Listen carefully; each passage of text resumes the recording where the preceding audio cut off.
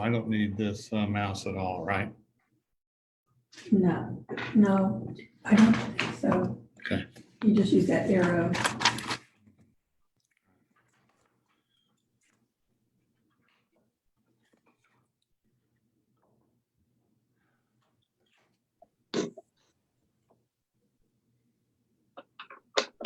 We are actually live today.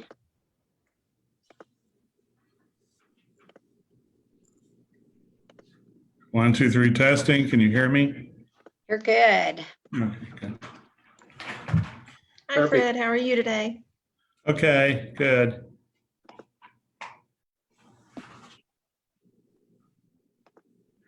There's Robbie. Hey, Robbie. How are you, Fred? Good. How you doing? You may have to help me answer some of these questions. I won't guarantee it.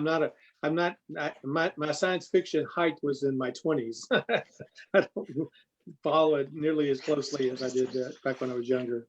Well, it's always good to have you around here. Thank you. Hey, Faye Jean, I know you're there.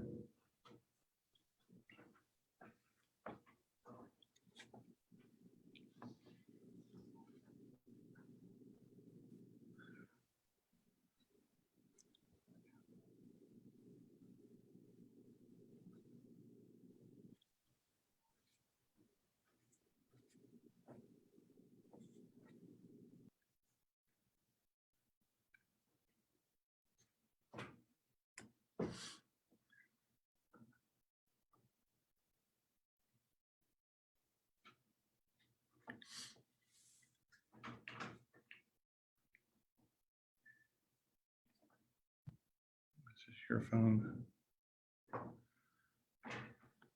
Let's see, Mike Matthews. How are you doing, Mike?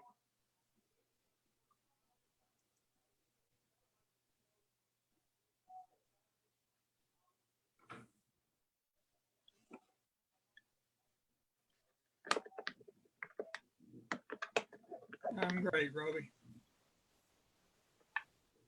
Hey, Mike. Good afternoon.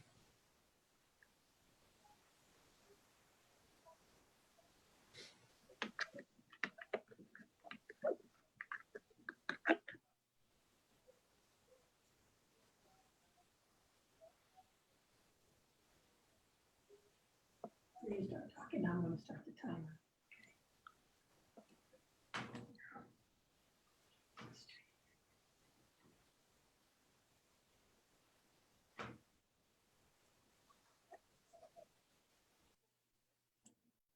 So the host is probably just like people. Okay, I think we've got some folks coming in. Fred, if you want to get started whenever. Okay. We are, yeah, it takes a few minutes to get everybody in the room, and we may have a few more join us, but we have about 14 right now, and we'll go ahead. All right. Thank you. Gina and I are both on here today to assist you, and if anybody wants to write us a question or raise your hand, we'll be looking for those.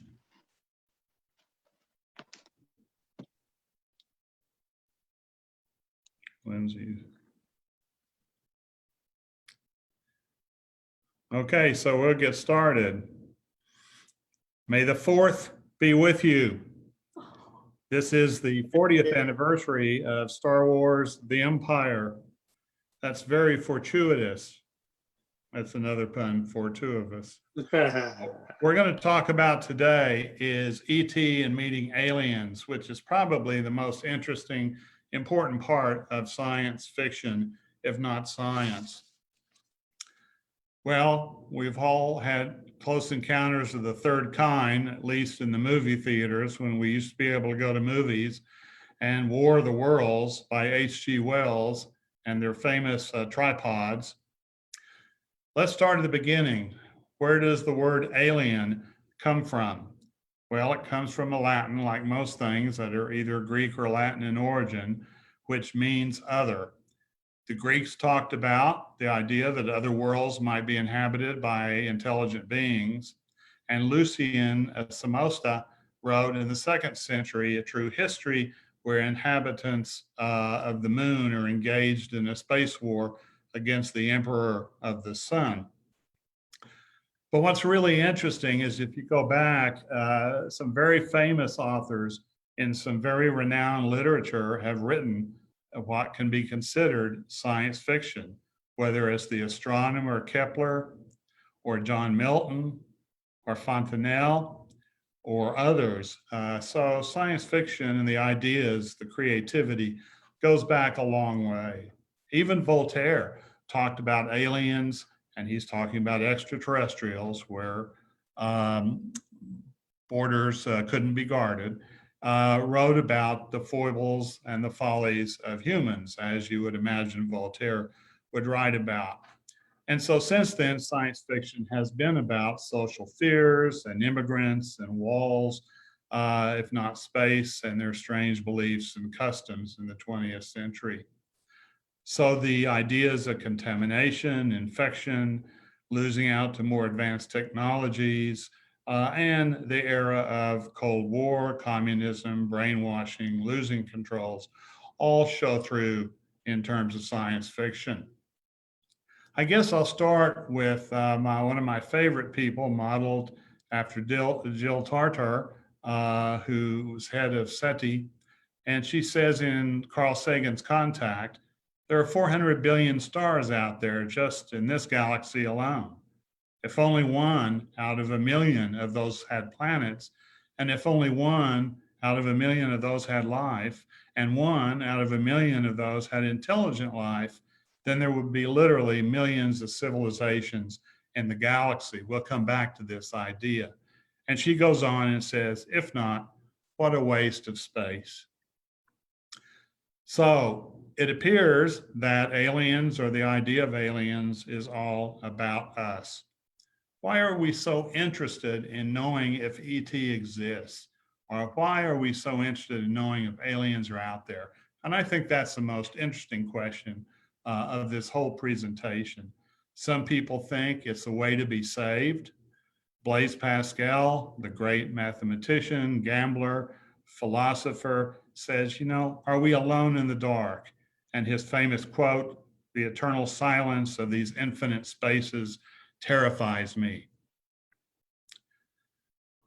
Another movie that I think influenced a lot of people is The Day the Earth Stood Still, with Michael Rennie and his robot off to the left.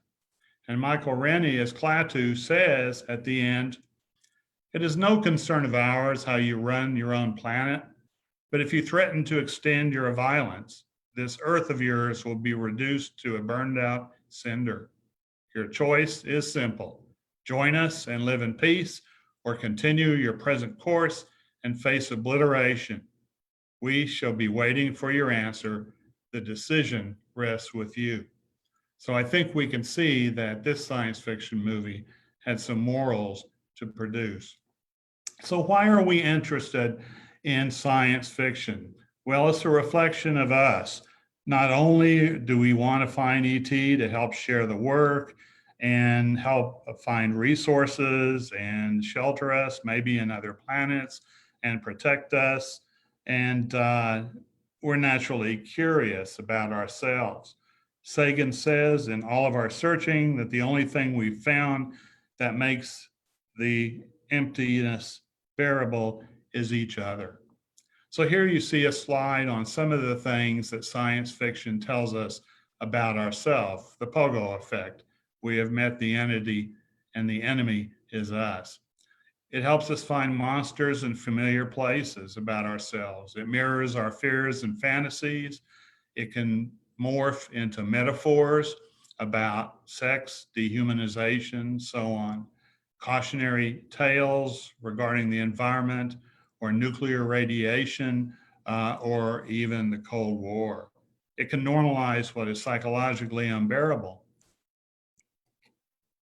And it helps us talk about profound dilemmas of contemporary situations. Now, what's interesting is we weren't very imaginative in the early years of science fiction. And so most aliens had 2 arms, 2 legs, a face, 2 eyes, forward looking, since we're predators, And if that big old meteorite hadn't hit the Earth at the Yucatan Peninsula 66 million years ago, this might be what we all look alike on this Zoom presentation. But as we know, we've progressed in imagination, and Geiger and others have talked about other kinds of aliens, as you see here. And here, of course, is the famous scene in Alien where the embryo is breaking through the sternum of the individual that it was growing in.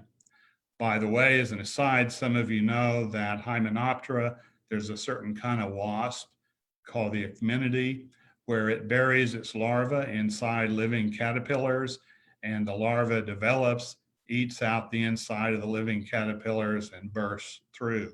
So maybe this isn't too science fiction-y after all. And one of the most recent movies that I find very interesting, I'm excited about, as you can tell, is the heptapod who can see the entirety of time in a movie. And what's interesting is this, again, is kind of reminiscent of one of the most alien creatures, if I can call it that, on our planet, which are octopus and squids. Most people haven't heard of this book, but it's a very important book written in the 30s called Star Maker.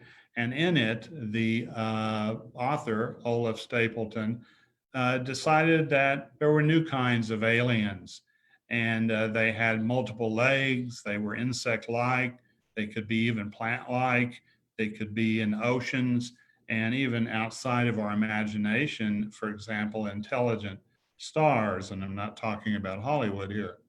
So he really benefited and supported and encouraged, if you will, a lot of subsequent science fiction.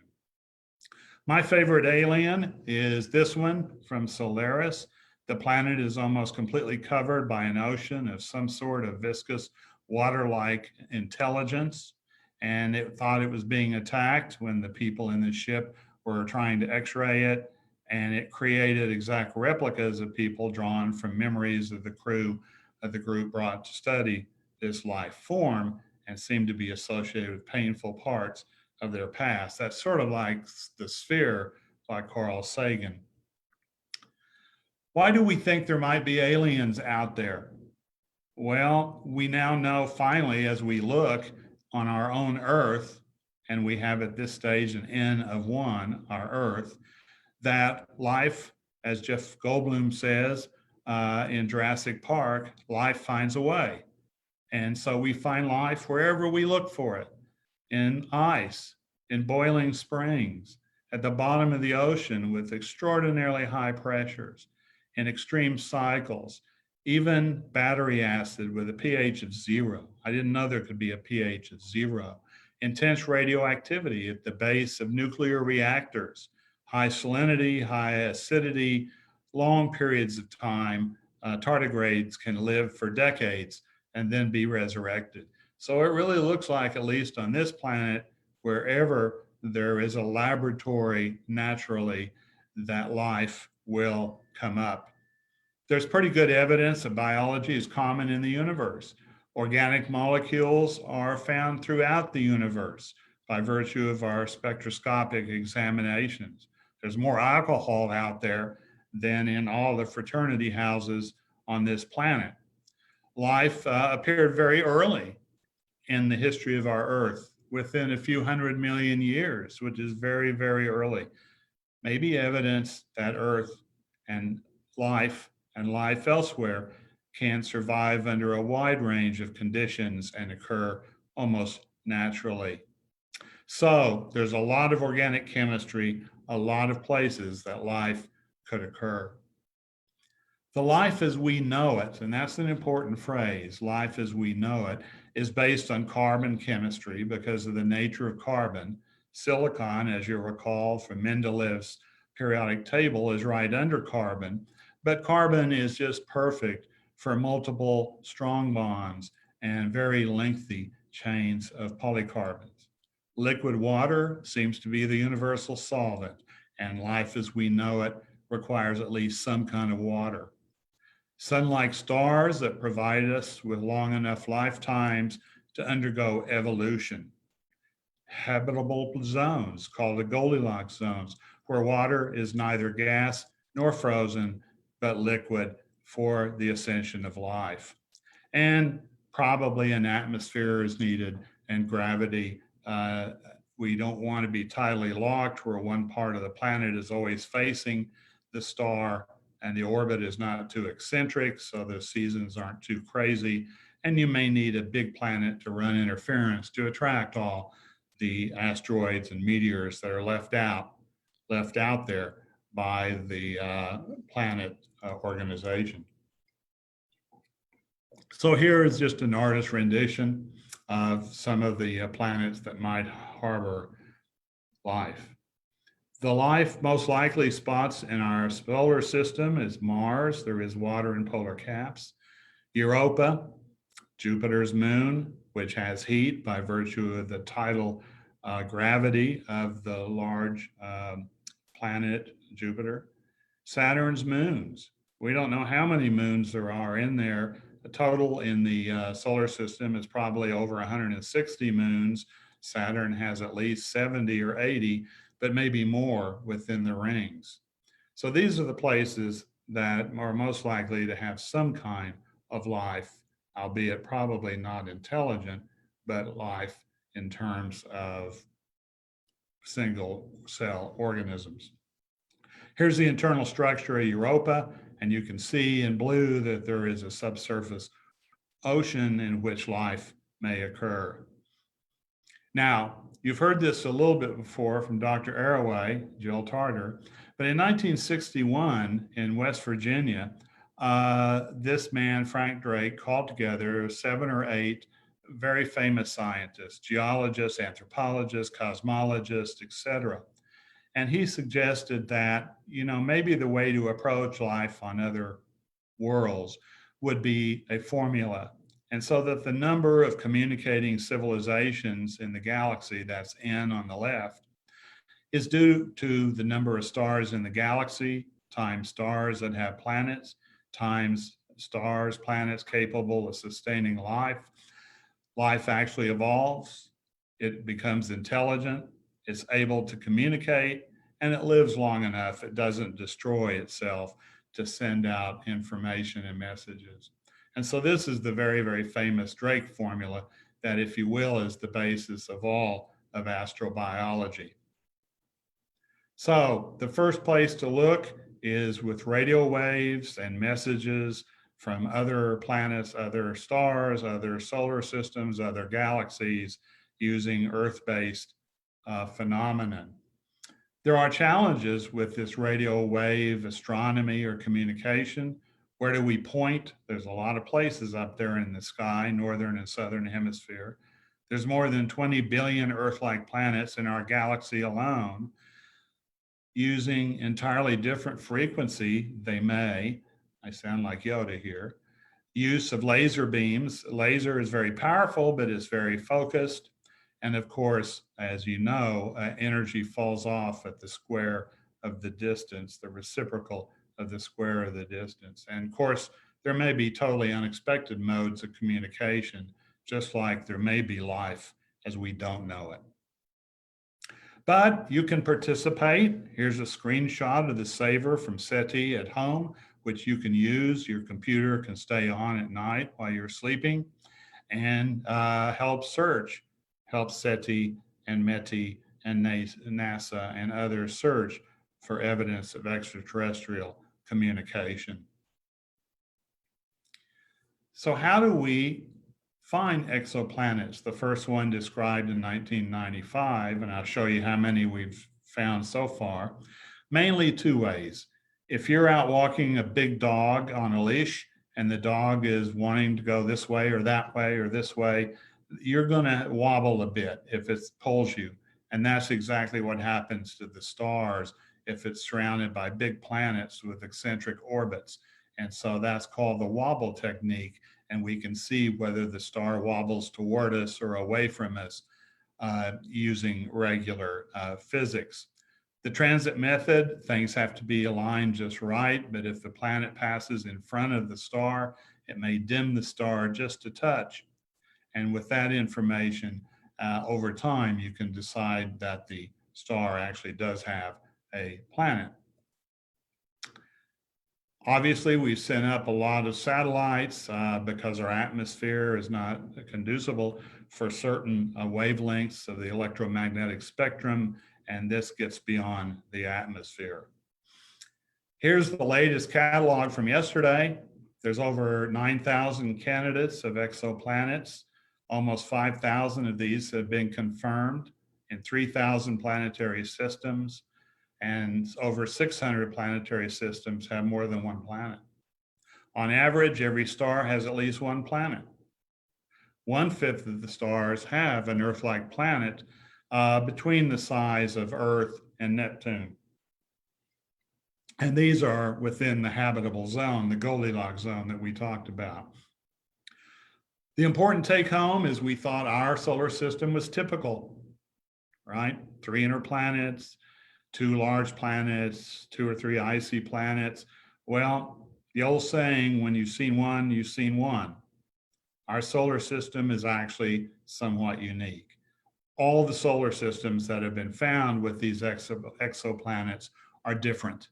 Everyone is different from another. So there doesn't seem to be any Kepler's music of the spheres using platonic solids, if you follow that. So here's Kepler, size 62, and it probably has an atmosphere and is the right distance from the sun to have liquid water. Now, discovering a second sample of life is very important, because if it happened twice in our small solar system, our small corner of the galaxy, it would have happened many times in the universe. And so if it has a different molecular alphabet, rhetoric, grammar that doesn't use DNA or RNA, doesn't use the ATGCs, then there's pretty good evidence that if it happened twice, it will happen more times than 2. Why only 1 or 2? So Earth 2.0, the first Earth-sized extrasolar planet within the habitable zone, was Gliese 581c, and others have now been found. Here's an artist's impression of that planet, the first extraterrestrial extrasolar planet discovered within the Goldilocks zone. Fact is really wild. The TRAPPIST system, they have found 7 Earth-sized planets that are orbiting a dwarf star, and that is about 40 light years away. It's the first time so many planets have been found of this kind orbiting the same star.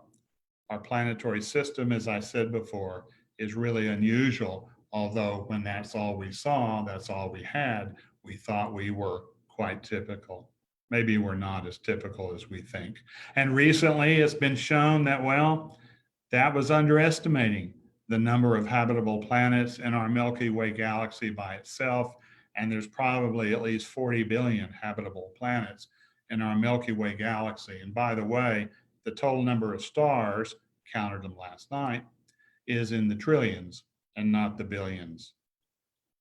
So, close encounters of the third kind. How do we make contact? Should we make contact? We actually have already been sending signals out through METI, which is a protege, if you will, of SETI. And of course, the question is, can aliens be trusted? Can we be trusted? The captain of the Earth spaceship, failure to be suspicious might doom the human race. On the other hand, a peaceful exchange of the fruits of civilization could be the greatest benefit imaginable. So there certainly is a very major plus and a very major negative. And life as we know it, it's been suggested by Sir Fred Hoyle, the father of the steady state theory, in his famous book, which is really great, The Black Cloud, that maybe there's an intelligent entity that spans light years that can interact within itself and think. Wow. So what will ET be like? Well, our vision is sort of anthropomorphic. As I said before, our problem is we have an N of one, that is one experiment on this earth. And so most of the aliens in the past have had 2 arms, 2 legs, 2 eyes, a head, etc. They have evolved elsewhere if they exist, and we have no idea what they would be interested in and whether they would be interested in us. Does it follow the same evolutionary pattern that we follow? As they become more sophisticated and intelligent, are they more likely to become altruistic? They do have materials, so I don't think we need to worry about them invading us for some of our materials. And of course, if they can reach us through these vast spaces, there's no way that we could stop them.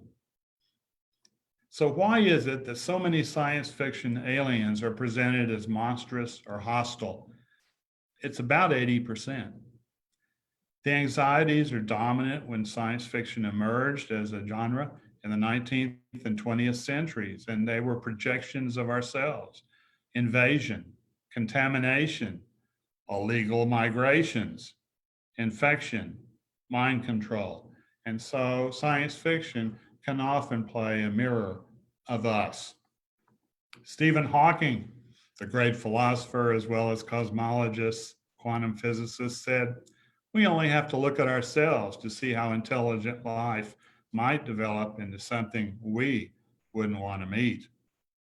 And of course, referring to Columbus and the Native Americans, well, as he said, that didn't turn out so well for the Native Americans. Communication is going to be very, very difficult because we don't understand their culture. If it's an intelligent culture, it's a different evolutionary process. And as the movie Arrival shows, they may be able to think in completely different ways than us. So the question is, should we make contact? Well, the horse is already out of the barn door. How will we communicate? How will we present ourselves? And of course, what are the long-term consequences? Our first alien encounter is likely to be a small, self-replicating, robiotic nanotechnology probe, because that's how we would do it. It will be very costly in many ways to send a Homo sapiens, a human being, out into outer space. We evolved to be on this planet. We did not evolve to be in outer space where there are major dangers, as we'll see today and later. Maybe exploring the universe will be a pure energy being, a laser pointer, or a beam of laser light. We just don't know, but if I had to bet, I would bet it would be something seemingly as insignificant, but very significant in a self-replicating, robiotic, small probe that is sent. The first contact with ET, believe it or not, there are no official enforceable protocols. Well, I think we've seen that recently, haven't we? With COVID-19, another kind of alien craft, if you will, where president of one country doesn't talk or can't get along with the presidents of other countries. And it's basically who says. So no government really seems to take this issue seriously, although we don't know what's going on behind the scenes. But we do think that they have lots of problems and other things to think about. The distance is massive, and I'll show you how massive in a moment. And we can't go faster than the speed of light. So it's likely that our first contact with ET will be a one-way communication, even if we figure out the linguistics. So what is the prelude to science fiction? Well, Roswell, Area 51, alien autopsy, crop circles, abductions. There are a lot of people that are sane that believe these things. Possible explanation or hoaxes, which we know do occur, natural phenomena, which we know occurred, balloons, secret experimental aircrafts, which we know happen, mass hysteria, mirages, popular culture, movies. You know, flying saucers as a term wasn't coined until 1947 by a pilot who saw what he termed as, gee, it looked kind of like a saucer with a cup. And that became known in the literature, the newspapers, as flying saucers. So here is a scene from Third Encounter, Close Encounters of the Third Kind.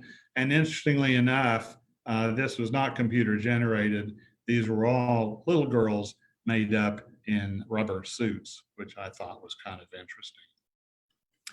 So ET, phone home. No material evidence has ever been found. No evidence whatsoever. The space aliens seem to be overwhelmingly humanoid, 2 arms, 2 legs, etc. The behavior during abduction is inconsistent and irrational between abductees and abductees. And so, for example, if you put a probe through somebody's belly button, a simple X-ray would be able to prove that with air under the diaphragm by a standard chest X-ray. That has not been found. The spacecraft are too small to support a crew and a flight pattern. The behavior pattern is erratic. The distance is so great, the energy would have to be massive. There are just too many other things that it could be. And of course, if something is traveling at 10,000 miles per hour and takes an immediate right at 90 degrees, that would be up to 900 G-forces, which will squash anything known to us. And the human being can only maybe take up to 9 or 10 Gs. And of course, as you've seen in the newspapers these days, there are conspiracy theories everywhere. So Close Encounters, people have cited them. UFOs, it now has a new term of unidentified aerial phenomenon. And as you know, eyewitnesses are notoriously bad. Just ask a police detective. Close Encounters of the Second Kind, physical evidence, none so far.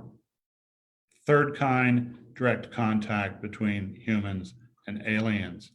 So in most of science fiction, this is by the famous Steve Baxter, it appears that we're in for it, that these aliens are going to be mean and mad. And here's H.G. Wells' famous 1898 classic, War of the Worlds. What's interesting here is that H.G. Wells, as you know, was a polymath, was an extraordinary individual, and he didn't like one of the Oxbridge's universities that he graduated from. And so one of the first universities that was decimated by these Martians was his university. That's a good way of getting back at people. So here are some bad aliens, and there are some good ones. What are the problems in traveling to other worlds? Well, number 1, 2, and 3 actually is distance. We know that collision of high energy particles can affect the brain and various other organs. Contamination, going to be hard to prevent contamination one way or the other. We'd have to bring our own food, ecosystems. That's tough to do, as Biosphere has shown in the Arizona desert. Radically different in origin, molecular machinery, and multiple pathways of evolution not adapted to our ways are these aliens. And of course, fear on our side plays a big part. Now, let me show you the distances involved, because the numbers don't really betray how far things are. If the sun were reduced to the size of an M&M, the nearest star is 90 miles away. 90 miles away. So the distances, even to our nearest star, which is 4.5 light years away, is massive. In 1977, we sent 2 Voyager rockets, 1 and 2, at about 35,000 miles per hour to go across our solar system. It has now just reached at the edge of our solar system past Pluto. So we have a long ways to get to the stars. NASA right now has something that apparently can go about 200 kilometers per second. Using that speed, it would take 6,000 years to get to Alpha Centauri, our nearest star other than our sun. Well, what about Eisenstein-Rosen bridges?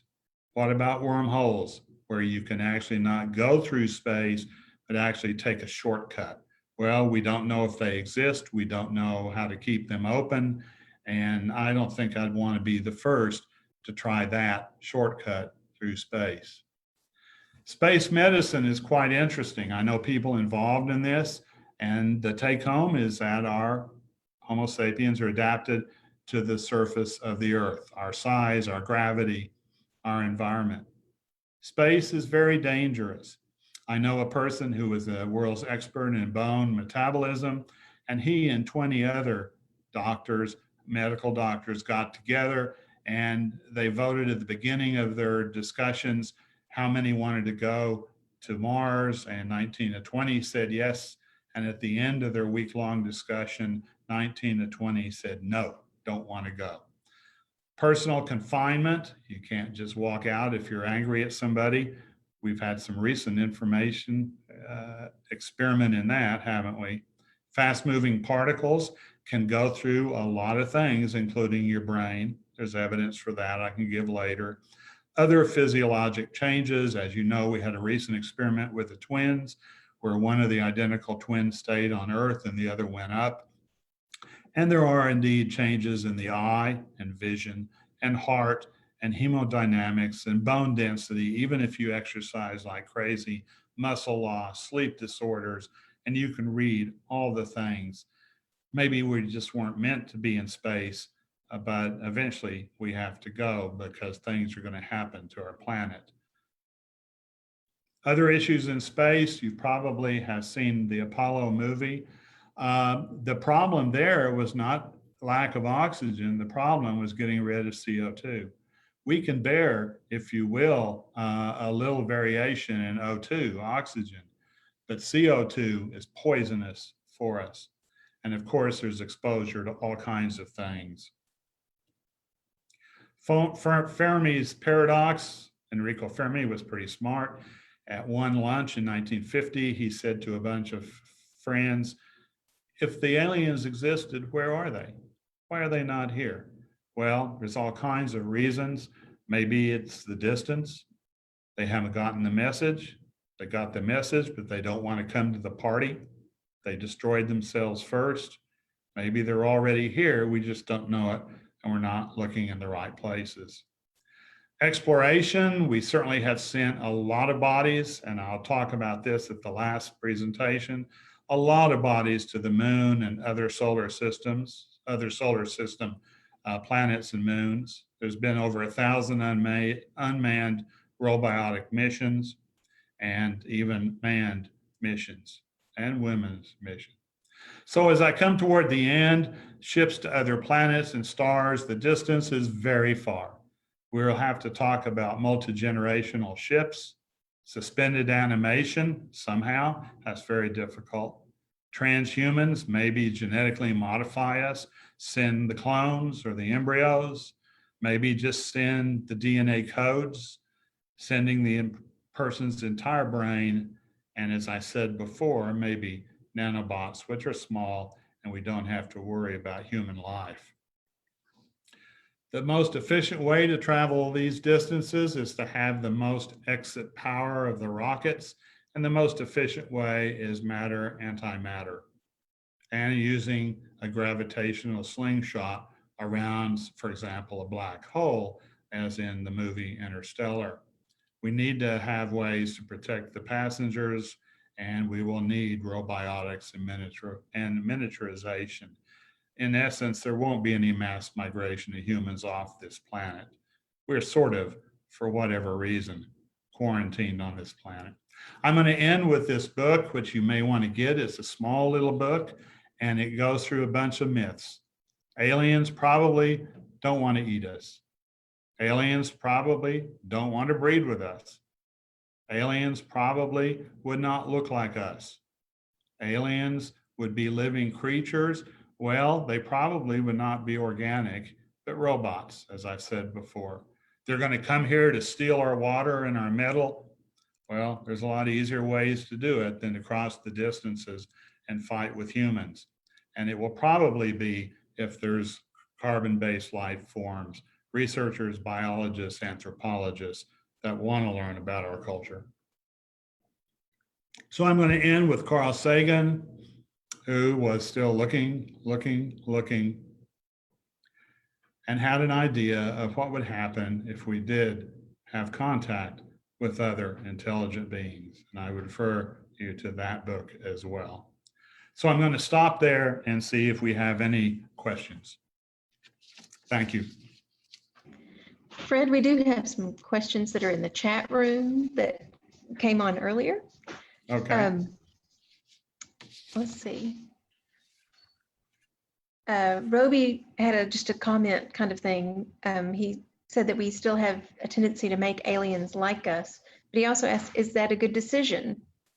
And David Dixon said, what do you think about alien events like the Roswell incident, Area 51 rumors, alien autopsy, and crop circles? Are Okay, those let things me you're going to stop talk with about those later? two while I can remember those. Yeah. go ahead. Roby is absolutely right, is our imagination has been into ourselves. And so, one, we didn't know there was life in all places on this planet until we started looking. It's the same thing with intelligent aliens. The only intelligent, sort of intelligent aliens we see are ourselves. We named it ourselves Homo sapiens sapiens, sapiens meaning wise. And so I think it's just natural, at least on our planet, to think that aliens may have gone through the same roadblocks, if you will, that we have. There's a book by Brownlee and Ward called Rare Earth that suggests that maybe habitable planets are not as common as we think. Now, I know David, and there's something I need to tell you about David that asked the question about Roswell and Area 51. David was head of a very, very large, complex supercomputer called Cray Computers for one of the largest international companies in the world that will go nameless. He reads and reviews textbooks on advanced mathematics called linear algebra for the authors. Pretty smart guy. David, if you're there, I have only one question. Did you crash land near Roswell? Yeah, that's why I live out here. I'm waiting for the mothership to come back and pick up the pieces. Okay. Well, you know what I said is he is a very, very smart, good guy. And we've always wondered, is Einstein an alien? Are the pyramids built by aliens? I think we tend to underestimate our fellow human beings as well as past human beings. Sometimes we have the same questions about you too. And actually, let me, if I may, I want to go to continue my pictures. If we can go back, Gina, to my pictures. I have 3 or 4 answers to David's question, which I knew would come up. Right. So if we I can go don't have the back to my capabilities of PowerPoint. sharing your screen, but I see Jean's there to share your screen for us again. Yeah, I'm sorry, I thought you were finished with your PowerPoint. yeah, that's okay. I always have a few slides at the end to try to answer the questions I think will be asked. See, I didn't know you had teaser slides because I've not been able to go to your class before. I don't find it. Okay, well, we're not finding it. Let me just Hold on, it say looks what like I know. something's popping up. And in terms of Roswell, we know that that was Project Mogul, which was a super secret DoD, Department of Defense instrument that was sent up into the atmosphere and would detect radioactivity, that is nuclear detonations by Russia during the Cold War. Area 51, we know, was a site that the Blackbird, that very, very famous, secure, secret jet, was housed for 15 or 20 years. And so we know that that was a secret Air Force base of which we didn't want Russians and others to know about. Crop circles, we've seen people do it. We've had people do it. People have indicated that it's really pretty simple to do cross circles So, you know, I guess my question is why come trillions and trillions and trillions of miles and communicate that way? That doesn't seem very intelligent. It would take a lot more intelligence to come the distance. And finally, the alien autopsy.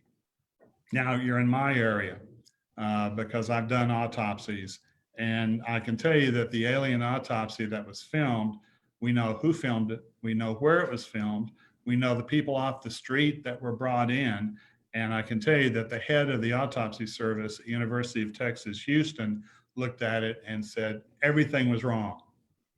It's not the way you would have done an autopsy on any individual, much less something as famous as ET. So at this stage, there is no material evidence whatsoever. I understand that the absence of proof is not the proof of absence, but it's on you or whoever that says there are ETs here to prove it, and it hasn't been proved. But Okay. I'm keeping an open mind. All of us would love it. I watch the X-Files and I get sucked in. They're really emotionally satisfying, but so far, no scientific evidence. So Also David, in the thank you. chat. And Roby, thank you. Yes. Also in the chat, Bernadette would like everyone to know that she would is adventurous and would go through a wormhole. And David and Karen Douglas, one of them asked about the ancient rock carvings throughout the world showing higher beings who seem to impart knowledge, particularly for buildings and watering systems. And then they also ask, what about the Nazca lines in South America? Those are great questions. Wormholes, Bernadette, we'd have to find one. We don't know where to look. And keeping them open will require some anti-gravitational, anti-energy phenomenon material called exotic material. Just as you're entering them or halfway through, they would normally, with physics that we know, close on you. And we know a lot of physics. There are libraries full of physics. So whether wormholes, which was predicted, if you will, by Einstein and his friend Rosen, can theoretically exist. But, you know, it's going to be really dangerous to try to go through. In terms of the things that Karen and David have mentioned, I understand those questions. I'm just now reading a book by Joseph Campbell called The Hero with a Thousand Faces. Many of you know of Joseph Campbell, was a professor for 38 years at Sarah Lawrence near Tarrytown, New York. And this book, which was actually read by George Lucas as one of his 50 books that he read on religion before he did Star Wars, indicates that, as Carl Jung says, there are kind of monomyths that irrespective of whether you're in South America or Africa or Europe or Texas, that we all have the same kind of myths by which we live by and dream by and think by and are propelled by. And that's probably because, you know, Homo sapiens are only about 10,000 generations apart from each other. We all have the same DNA in terms of 999 bases out of 1,000. So I'm not surprised that we have common languages, common thinking, common ideas, and of myths that include animal, humans, and so on in so many places, because I think that's the nature of human beings. I think we need to study ourselves more than others. Other comments or questions? I don't have any other questions in the chat, but I saw that Roby was unmuted for a minute. If he wants to have a question or anything, go ahead. I think, yeah, I appreciate that, Gina. Fred, it always seems interesting that when we come to science fiction, both movies and novels, that we're either talking about the ET coming here or us going to see the ET there, or for that matter, stumbling on them. When they're coming here, at least in my experience from the 1950s forward, is that the way they're coming here has a lot to do with whatever we're experiencing right then. So after World War II and after a nuclear bomb, all of a sudden every ET that was coming was either a monster or something created out of the nuclear stuff. Then we went through a period of the kind of the enemy is behind every rock, and so the ET then was dangerous. And then we got into the 70s, and all of a sudden ET was friendly and was cute and all of those kinds of things. In other words, all we're doing is telling our own story. Huh.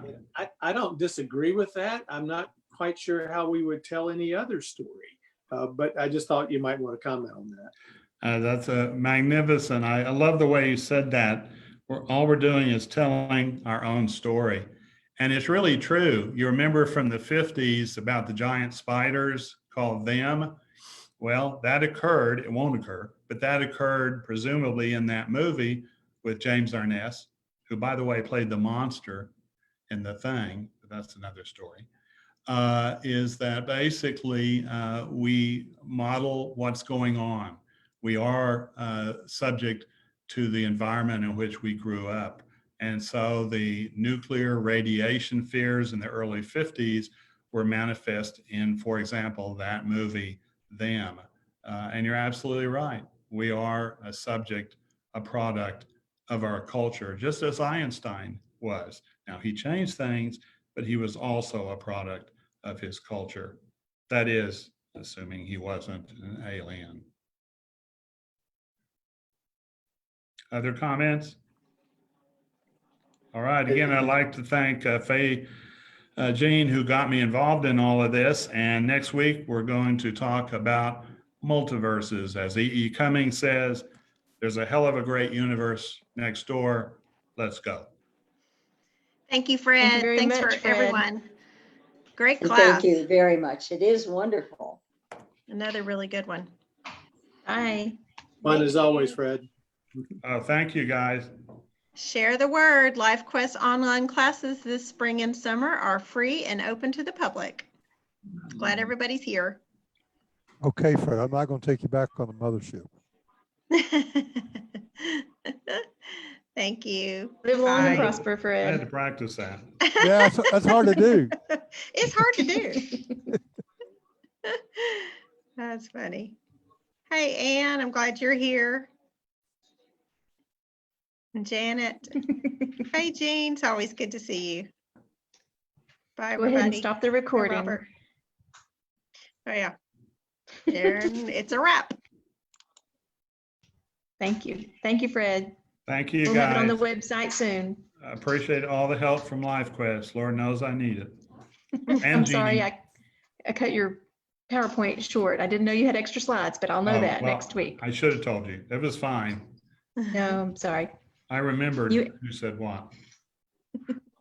And Bye, there's Jean. my Bye, scanner. Bye, Jean. Bye. Can leave the meeting. We're having it in the meeting. Okay, Okay. I'm gonna leave the meeting. Bye, guys. See you soon. Bye. Okay.